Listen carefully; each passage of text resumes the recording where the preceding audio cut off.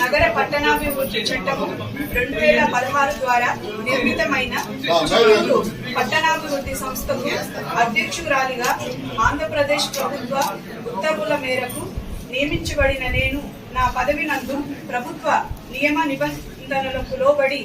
నాకు అప్పగించిన పదవిని మరియు కర్తవ్యమును శ్రద్ధతో మరియు అంతఃకరణ శుద్ధితో నిర్వహిస్తాను అని దైవ సాక్షిగా ప్రమాణం చేయుచున్నాను.